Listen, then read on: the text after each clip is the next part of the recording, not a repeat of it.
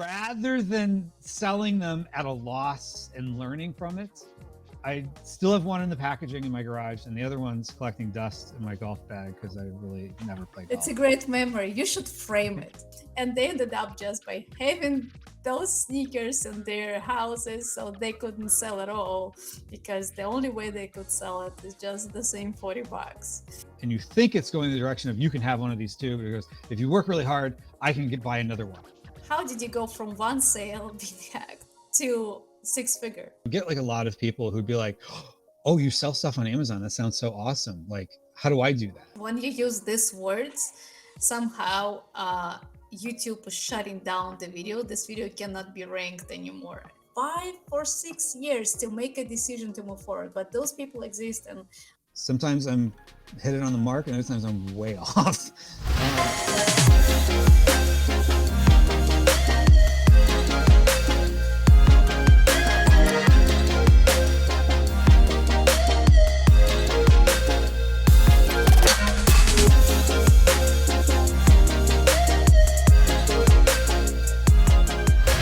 hello everyone, Izabella Ritz, an Amazon Made Simple podcast.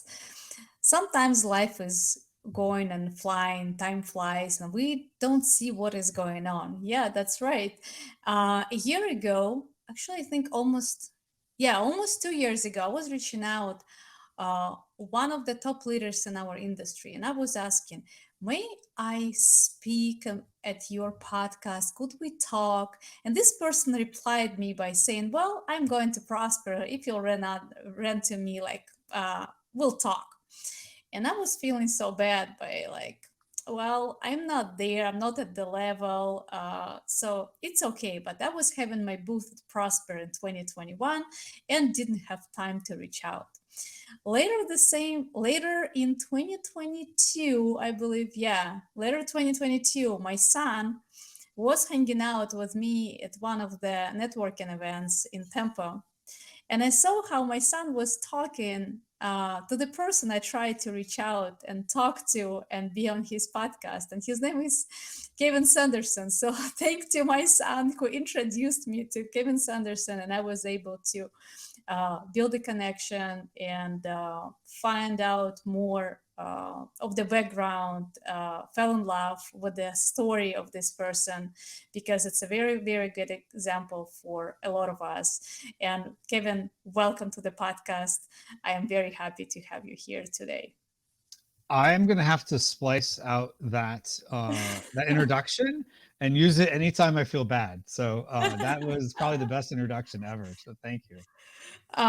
Well, yeah, thank you too. And it also how we met and how we connected. It's a great, I think it's a great story to tell, because when you're trying to be somewhere and you're trying to reach out people, and then you're getting shy, like I was, to reach out the second time, and then something happens, like universe helped, and you never know. But at the end of the day, if you want something, you'll get something. And you're a great example that we're going to share. I hope you're open to share your story today with the audience. Let's do it. Yeah. So I was learning a little bit of your background, and I was running some research, and I found how you've been involved into some entertaining industry before you jumped into Amazon. Oh, the once upon a time I worked at a magical place in Orlando. Is that what you're talking about? That's correct. So could you walk us through how you ended up in e-commerce? Because prior to e-commerce, it was nothing even close to e-commerce. No. In fact, just to clarify what we're kind of alluding to here, when I was in college, I did 2 internships at Walt Disney World, and ended up working there for about 8 years after college. I really thought like I was going to climb the corporate ladder as a proud Gen Xer who graduated from high school in the mid 90s, probably starting to date myself there. I thought I was going to do what I was taught like my whole life. And I think what everyone kind of knew around my age and older was that you go to college, you get good grades, you go work for a big company, you get a watch at the end of the year or at the end of your career. Disney, they gave us like pins and other stuff like that at Christmas time. And everything was going to be great. And then I started to kind of realize it was hard to like put a finger on it, but I was starting to see the writing on the wall was that the corporate promise that I was seeing in front of me was not the same corporate promise that I think it was, from the 1950s to the 1990s. That from like 2000 on, things started to feel a little different. And so I just started realizing like I wanted to do something. And my first failed attempt at e-commerce was in 2004. I bought a couple of Nike Forwoods golf clubs on eBay. And bear in mind, there wasn't, YouTube might have been around at the time, but it was like, Saturday Night Live videos and cat videos. It was about all there was on YouTube. And so it wasn't like, this like great, information on there. And there was forums, but it wasn't really great stuff. But I thought if I went on eBay and bought these Nike Forwoods golf clubs for $40 each, I could resell them for about $400 based on the fact that I went to Nike.com and it said the manufacturer's suggested retail price was $400, forgetting the fact that is a suggestion. And really what it is, the market will bear. And after I paid my money, $80 for two Forwoods, I quickly realized that everyone else was paying around $40. So I wasn't like getting like this special deal. And so rather than selling them at a loss and learning from it, I still have one in the packaging in my garage and the other one's collecting dust in my golf bag because I really never played golf. It's a great memory. You should frame it.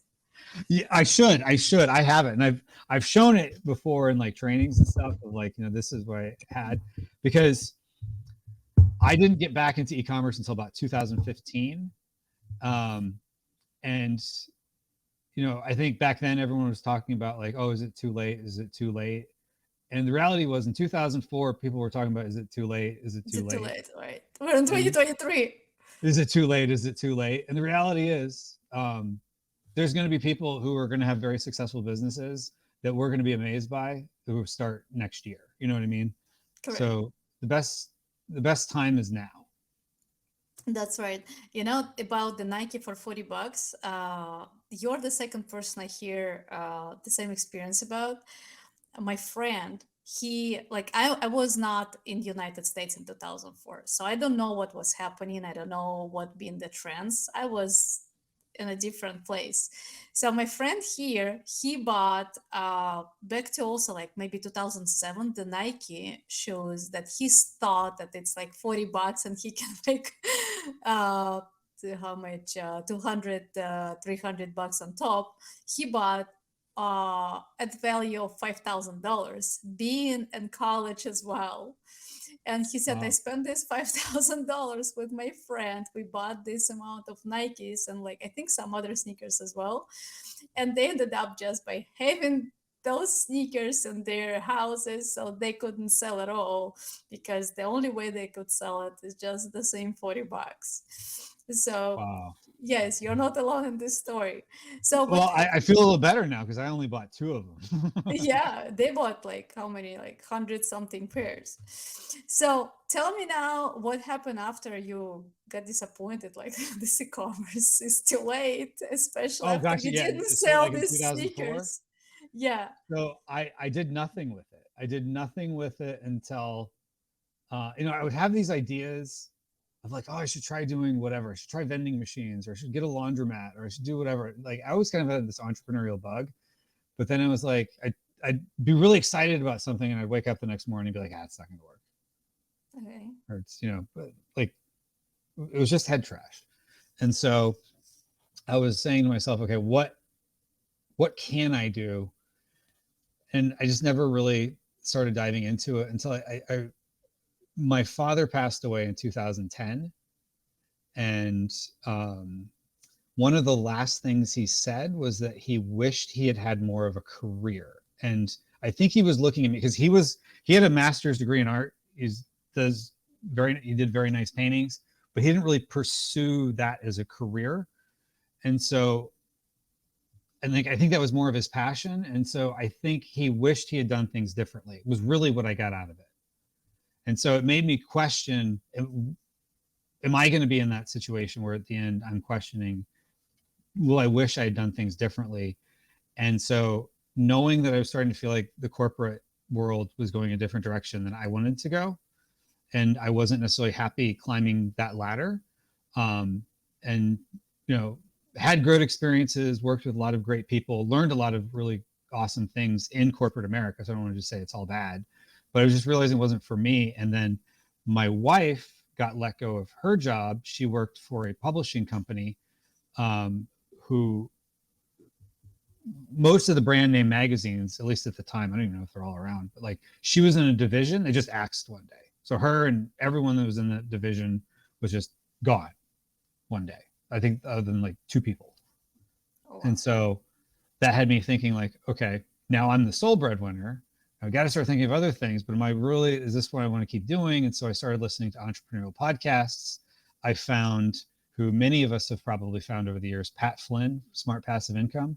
I don't know if you're familiar with this podcast, but he's still around, still a big name. I think a lot of people that kind of, let's say this was 2011-ish, really got into him. He was kind of like one of the OGs of like, hey, you can do online business and do it in a way that's ethical and, you know, valuable for people. Okay. And so fast forward to 2013, I was working at a large hotel in Orlando, and we had got bought out by Gaylord, right? yes, Yeah, a Gaylord Pass is Gaylord. one of Gaylord. my favorite when we're going during the Christmas time. I love it, and I can only imagine how it was impressive when it's been built back It to. was awesome. It was a great experience. Phenomenal people. We got bought out by another large company, and that large company, it's the largest company in hotels. People can probably figure out who it is. But my level didn't exist in the organization. So I was working in the convention center, overseeing a team of event managers, and my level didn't exist in the structure at the new company. And so they decided to, they were making, not instantly, but over time, they were making cuts, and my position was cut. And I think to be 100% fair to the people involved, it was just a business decision they had to make. And they basically presented me with like, you can apply for another position in the company. There's some that we would support you for, or you could go take a severance package. And I think they genuinely thought that I would take the Package. no, that I would probably find something else in the company. Like, oh, he's probably a loyal guy, whatever. And then I think they were kind of surprised that I took the package, and that's how I ended up down where I live now, which is about 2.5 hours from Orlando, because a friend of mine had a insurance agency and they were going through rocket ship growth, and they needed someone to help with like running it and recruiting and training insurance agents. And so How did you make the decision back to that time that, okay, now I'm leaving the career path and I'm going to do something else? And at the time when you've been making the decision, did you already know what is the next thing? no, I knew I wanted to do something. I knew I wanted to have some sort of entrepreneurial thing. And so I have a huge amount of respect for my friend who, he was running the agency at the time. He wasn't an owner, but he became an owner, and they had a really good exit a couple of years ago. But at the time, it was kind of just an idea, but he did such a good job kind of selling me on the idea. I was going to help them with some things on the side, even before my position was eliminated at the hotel. And so then when it became, I was like, I want to go all in on this. So I talked to him, and he tried to talk me out of it. Actually, he's like, I think you should take the job, you know, try to find a job within the company. I was like, no, I need a change. And so it was, I think, sold it to myself of like, hey, if I make the leap of faith, I can figure it out. Now, granted, it was still a job, and it was still but it was not as secure of a job, you know, didn't have all the same fringe benefits and hotel discounts and all that other fun stuff that the other one had. But but it was like, I need to make the change. And so it ended up being really good experience, learned a lot there, in a company with absolute rocket ship growth that just, it's hard to even describe, how rapidly they were growing in a short period of time. And then there was one day I was talking to my bosses there, and if you ever, there's a meme that was going around a few years back, and it was kind of popular at the time, of a guy in front of like, I don't know, a Bugatti or Lamborghini or something, and he goes, if you work really hard, or it was like something to the effect of like, I asked my boss, if you work really hard and put in a lot of effort, and you think it's going in the direction of you can have one of these too, but he goes, if you work really hard, I can buy another one. Yeah. Meaning the boss was going to buy another one. Correct. And so Yeah. I was like starting to see, like, I'm kind of living this here right now. Like, I'm happy for them and their success, but I'm like, if I want to do something, I want to do something a little bit more for myself. And so I, that day found, whatever prompted me to have the epiphany, I don't really remember exactly why, but I found Scott Volker, who, he's not so much in the Amazon world anymore, but he was kind of like he was like the guy at the time. He was talking about like how to sell Amazon, and I just liked the way he was presenting things. And so I ended up dabbling in retail arbitrage a little bit, which is not the model he was teaching. But then I was like, I wanted to do, once I got my first sale on retail arbitrage, I was hooked. And so I decided that, well, it was just something about like, Experience. like Yeah. all this time listening to podcasts, thinking like, these are like, there's this kind of, what's the word I'm looking for? Distance between yourself Correct. and the person you're listening to, which Yeah. now I've gotten to meet a lot of these people that I've listened to that I like idolized at one point in time on their podcasts. But at the time it was like, this can't be me. I can't actually do this. This is, other people do this, and because they're great or whatever head trash I have But going on. from there, to my knowledge, you achieved six-figure selling on Amazon. So how did you go from one sale being hacked to six-figure? So what happened there? Good question. So from one sale, once the light switch went on, like, oh, okay, there's someone somewhere else will buy something I was selling, which is like, it was a blue freezer pack, like the thing you put in like a cooler Okay. to keep your, like, I think keep like a 6-pack of cans cold in a cooler, like one Okay. of those like reusable blue freezer packs. That was what I sold. And I think my Is a proceeds were private like, label or is a wholesaler? no, this was, I bought it at Walgreens on clearance. Okay. So This was retail arbitrage. And so I made probably 70 cents on that transaction. I think I lost money in the whole thing, when you factor in like sending stuff to Amazon, but it was enough to make me think like, okay, what I did 2004 was say, okay, how can I learn from this situation and do better in the future? But in this case, I decided, okay, I'm going to do better. So at the time, you could private label and spend less on your initial investment. And so I used to be a high school football official, so black and white striped shirt, yellow flag, Friday Night Lights type thing. And I decided I was going to spend, because this was the summer of 2015 at this point. So that fall, I was going to spend whatever I made officiating football, which is not a huge amount of money, but it was maybe $1,200 for the semester or the season or whatever. I was going to put that into a product that I bought in Alibaba. I still sell that same product to this day. And just kept learning and reinvesting and trying new things along the way. So you've been doing this like small sales, but what you've been living off? Like what's been paying your bills at the same time? If you don't mind the question. Oh, sure. So some of it is, just along the way, making sure that I like, I didn't just go all in. So it wasn't like, okay, I work in an insurance agency, doing pretty well there. I I got my first sale, so let's just go all in this and quit the agency. It was like 3 years before I left the So mayor. you left in 2018. Yes, fall of 2018, December. It was, in fact, I remember it was my birthday, was my first day after leaving the job, Oh, which nice. was late December.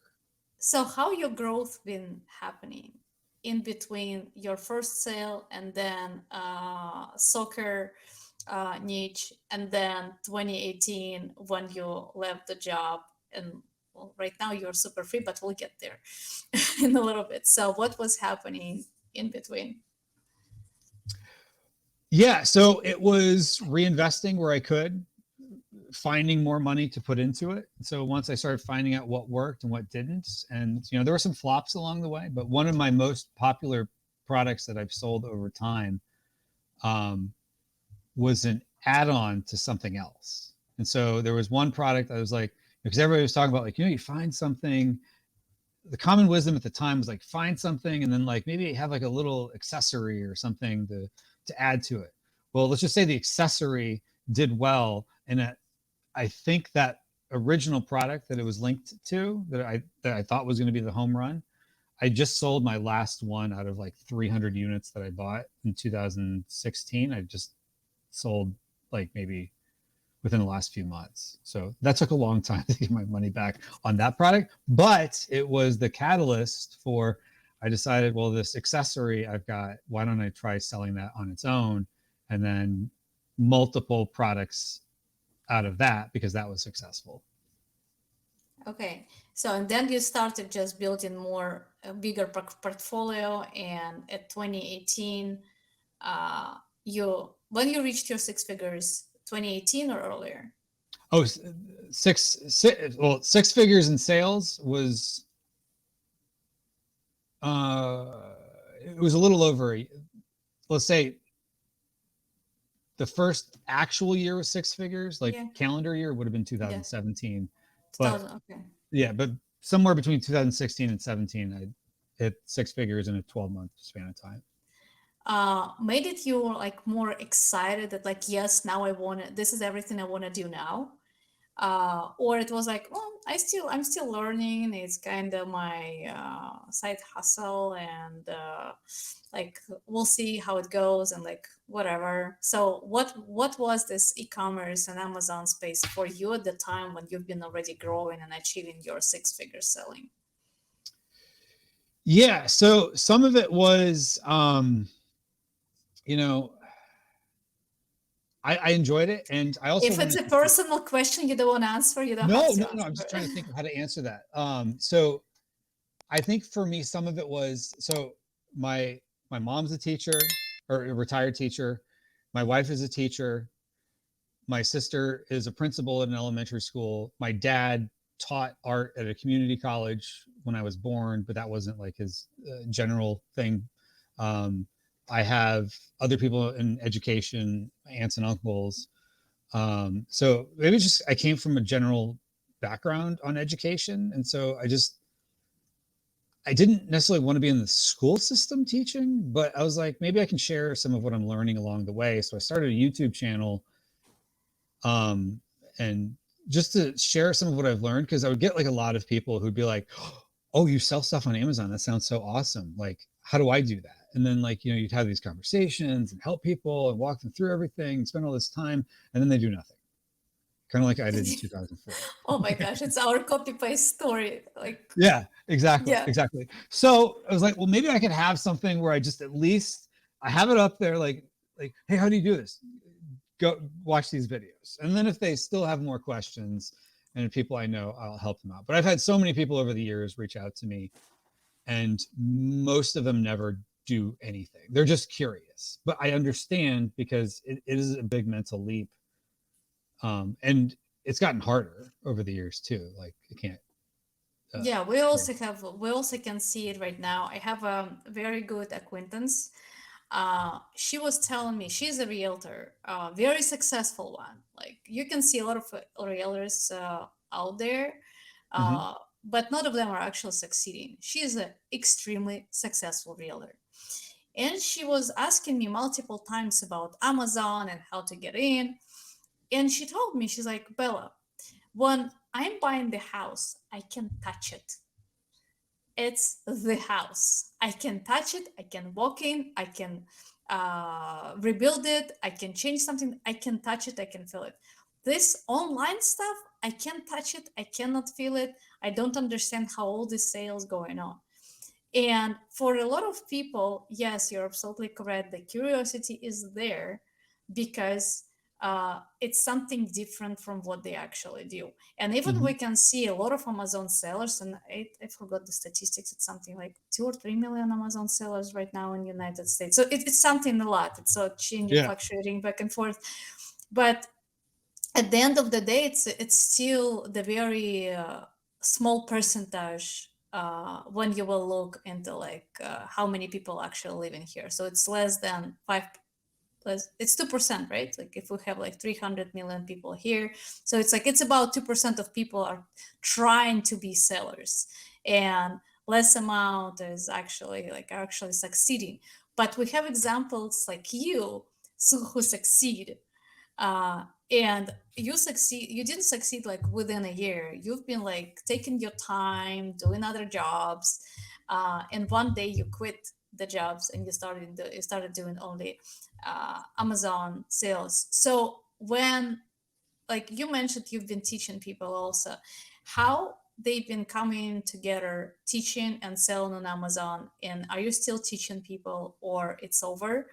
And from there, I also want to talk a little bit how uh, converting click summit came up. So how, because I believe all this somehow related. Yeah, it all ties in together. So you ask very good questions.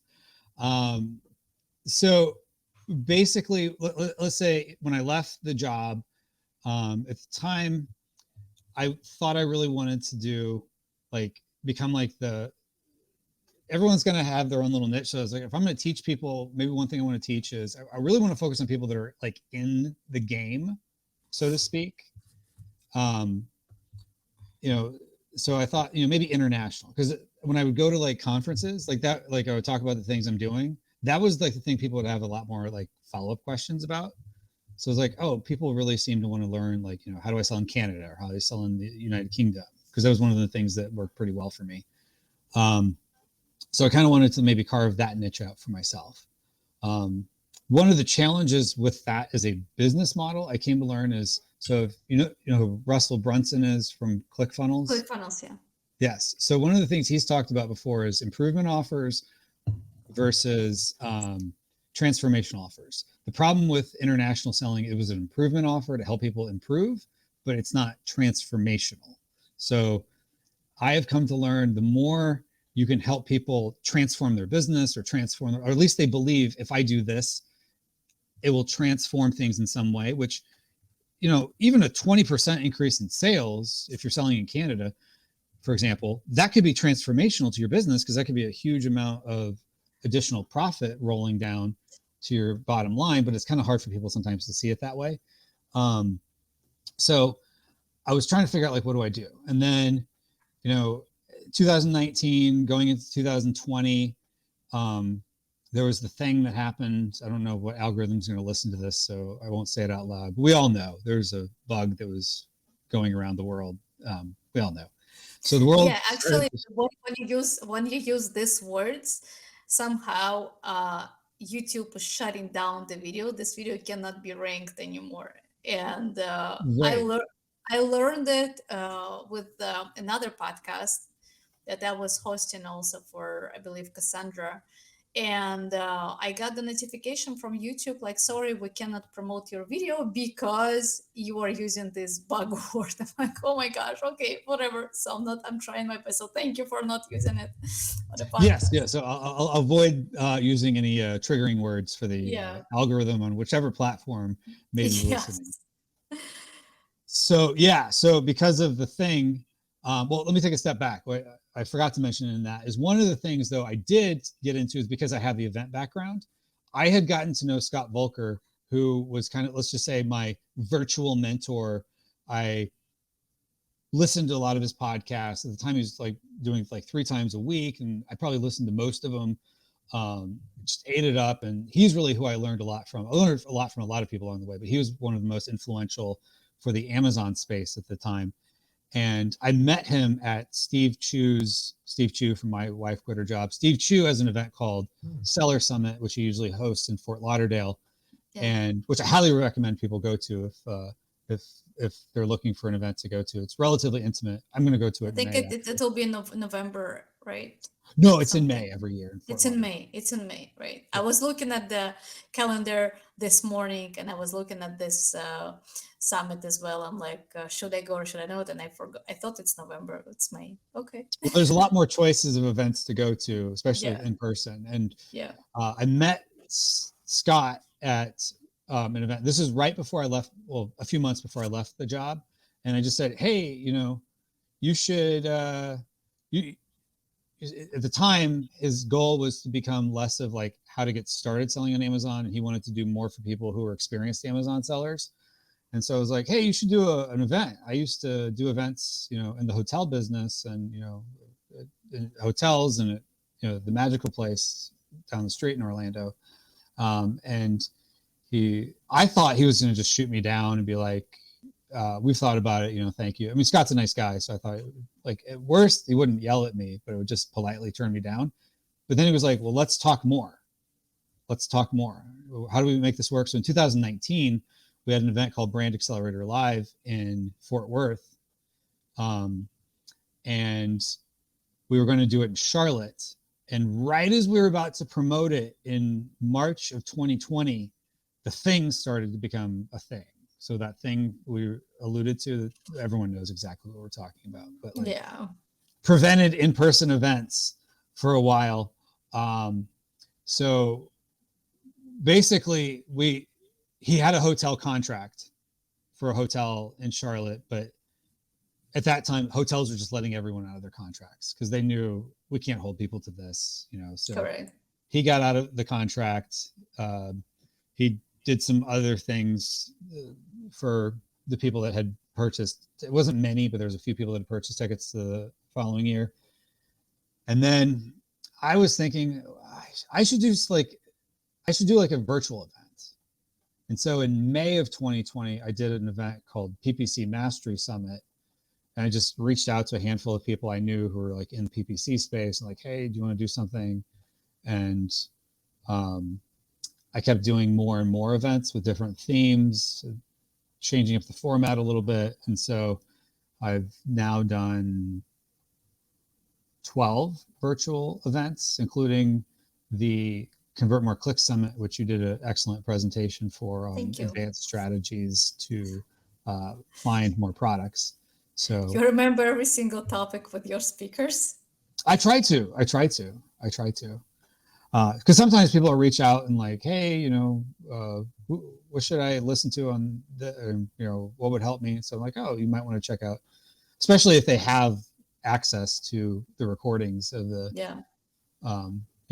like, oh yeah, you might want to check out this. And people will sometimes reach out to me like, 2 years after a summit and ask me questions about like, hey, how do I get what so-and-so talked about? Or what should I listen to about this? So people, even though the summit is very time specific, people still consume the content for a long time. For a while, yeah. I agree. Yeah, that's happening. I see this trend how people making decisions pretty slow, and people who were not in the business for a while, or they're just trying to motivate themselves. Sometimes they're taking like 5 years, 6 years. And I have these followers reaching out to me sometimes like, well, I'm watching you for 5 years, 5 consecutive years. And I finally decided to do like my whatever business. So can you help us, please?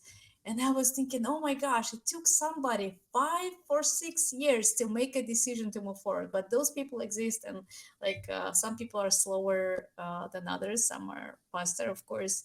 And yeah, I feel you here. Yeah. So, but for those people that are thinking, should I wait it out or I should do something? So I've come to learn,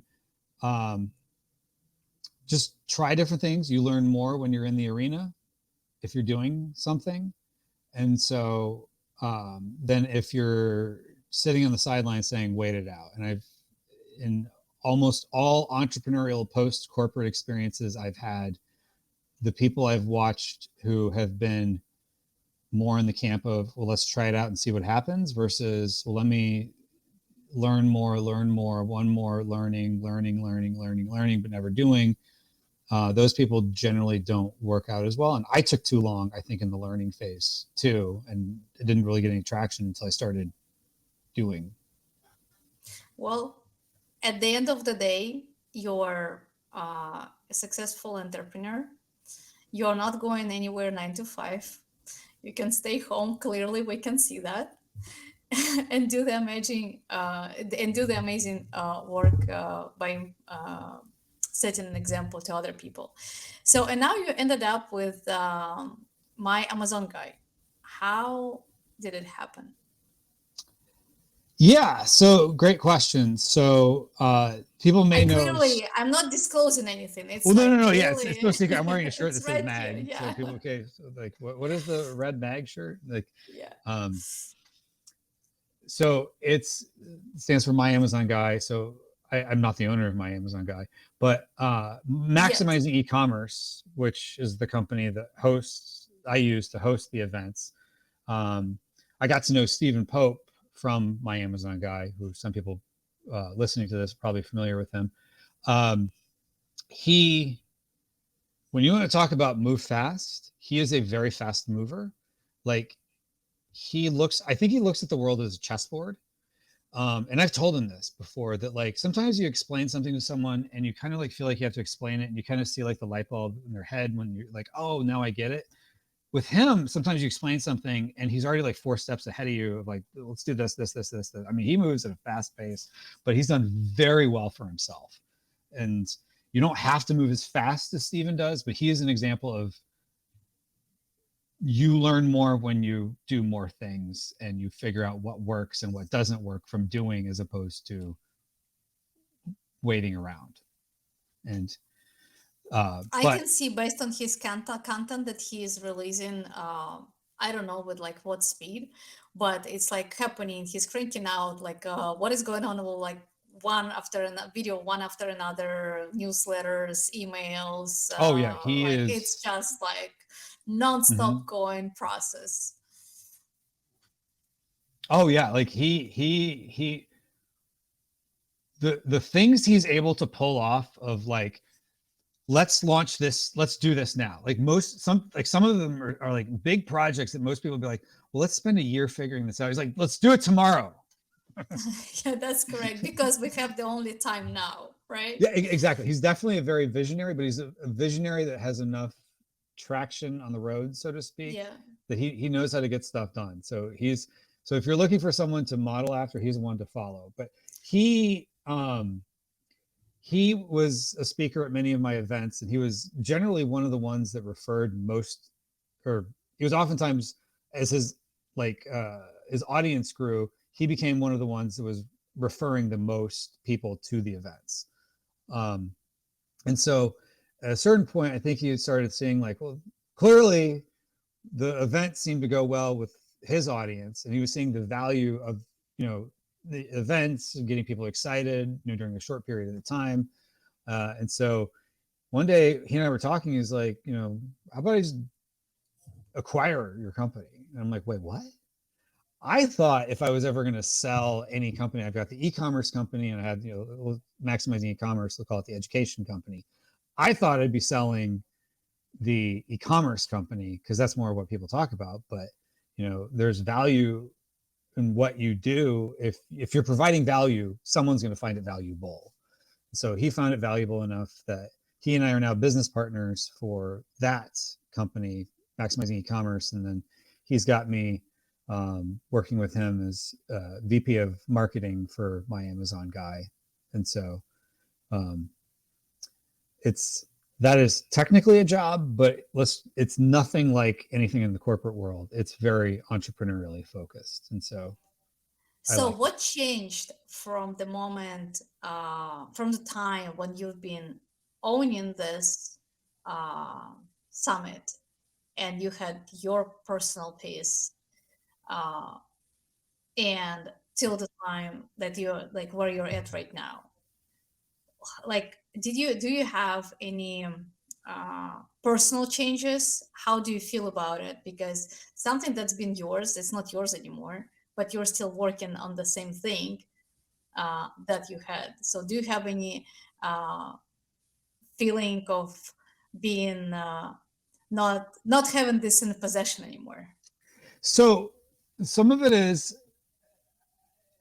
yes, because I still am part owner of Maximizing eCommerce, and for the most part, Stephen is a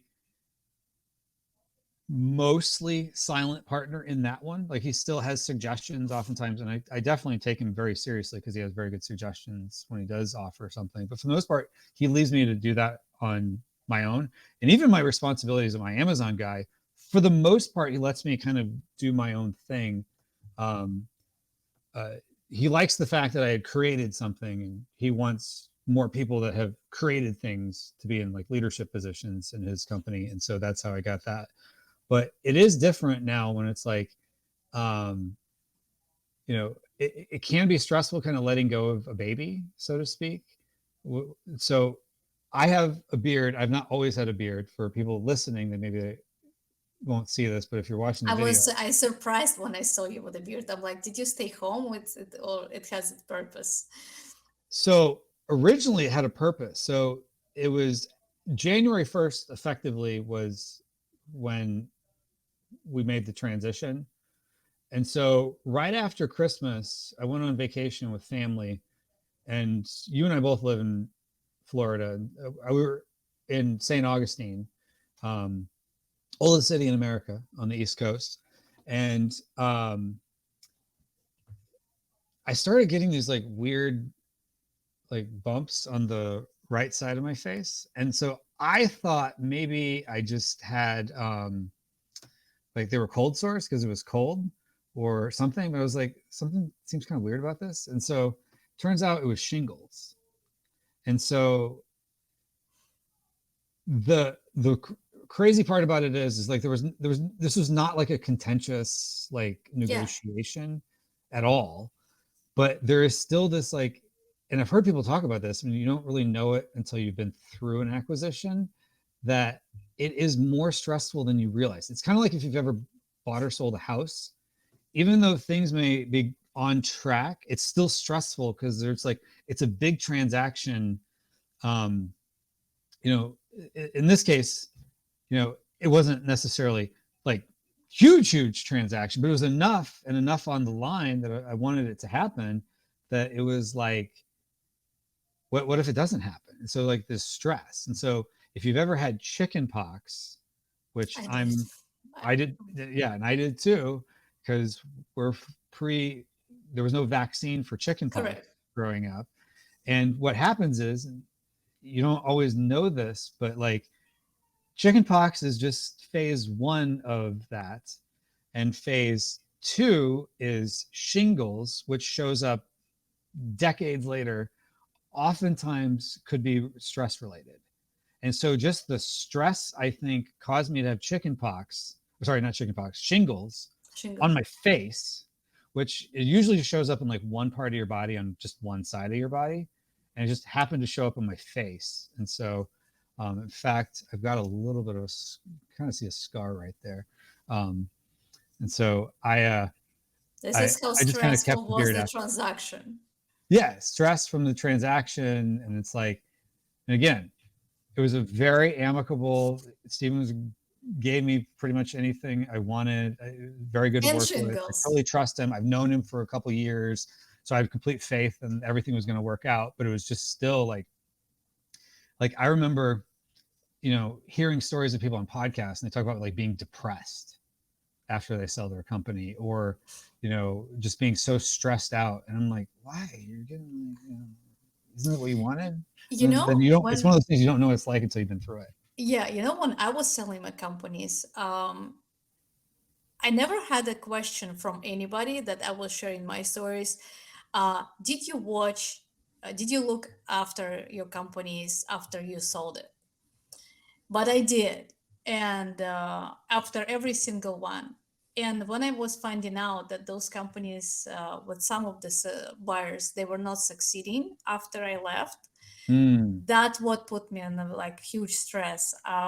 For one of the businesses I sold, I think I stopped seeing dreams, how this company fell apart. I think 8 or 10 months later, I stopped seeing these dreams, I think maybe 3 years ago, because it was such a broken heart. Because Oh, wow. again, it's your baby, Right. and you've been growing this baby to, like, in my case, I was growing those babies to sell, but my main goal was that those baby will still live, so Right. somebody will keep growing them and using them and yada yada yada.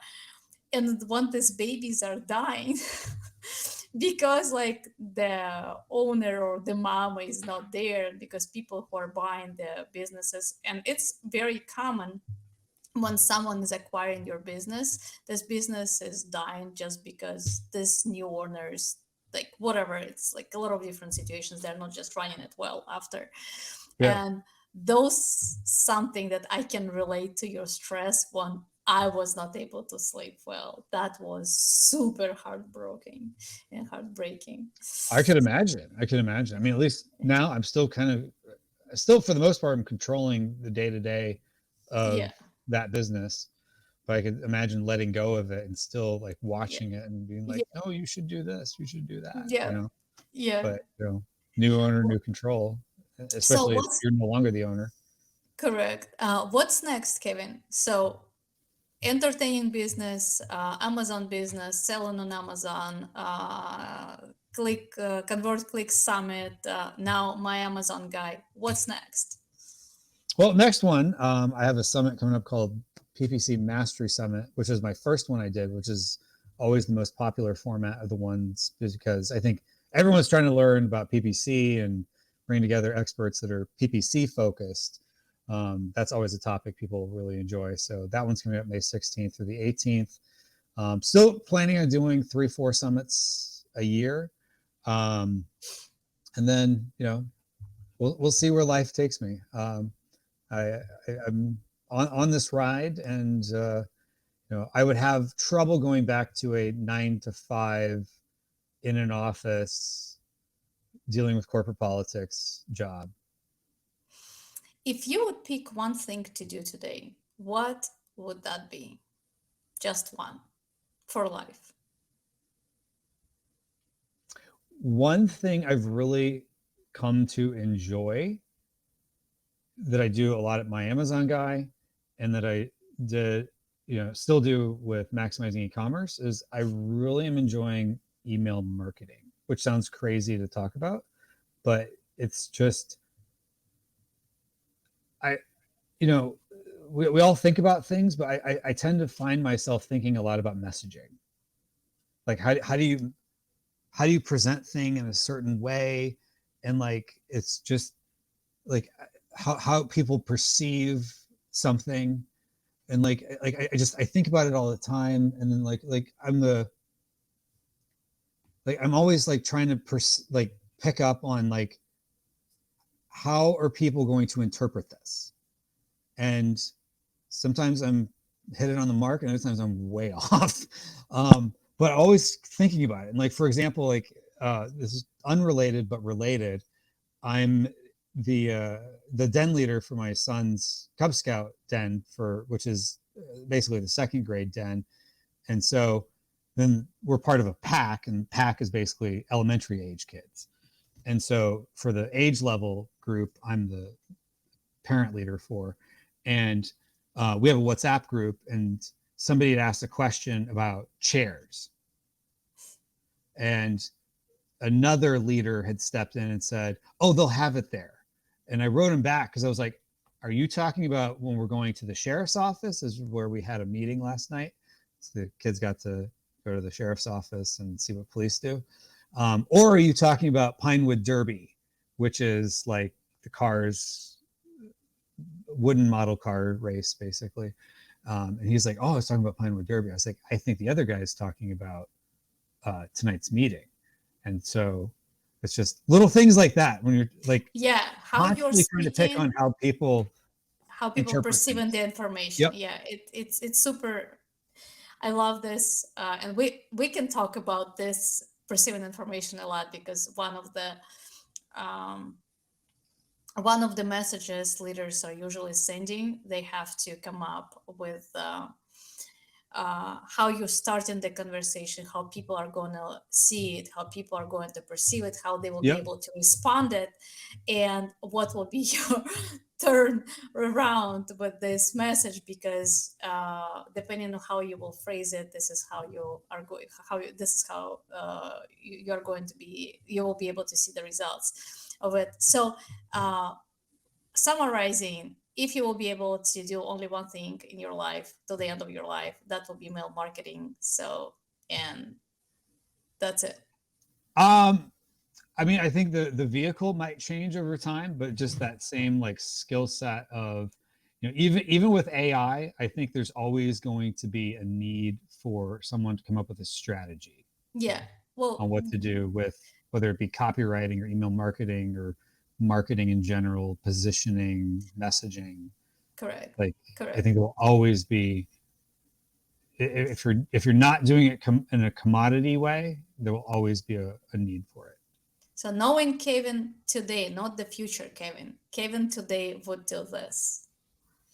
Would do something where messaging to get people to take action in a marketing sense, which today, let's say my favorite channel would be email. I love it. So this is how, guys, you can go from working now at 9 to 5 for one of the biggest companies in the world, ending up by taking a package and starting your own business, working from home and enjoying it, and then being acquired by one of the biggest agencies in Amazon space. Keep working and staying in this business, also enjoying as a partner, and having a passion about the messaging to people that will be able to take action. And Kevin, you're amazing. I love your story. You're very humble and you're super nice. Not like nice you've been with me in the first email. I, Like, I hope I didn't offend you. It's just I get a lot of no, emails. People are like, I oh, I'm gonna come on. it's totally fine. I love the challenges, and I love that the end of this challenge is actually the beginning of the relationship and partnership that we have right now. Um, Grateful to have you, and I hope we will be able to see you soon. And we're inviting all audience to the summit. The summit is amazing. I was speaking there, and every single presentation you guys will be able to see in the future, and when you'll be buying recordings, worth it, because the cost of it is less than Starbucks coffee. So seriously, it's really amazing. So just follow the link below this video, or under the voice recording of the podcast, and I hope you will be joining the same um, space where Kevin is right now. Thank you. Thank you.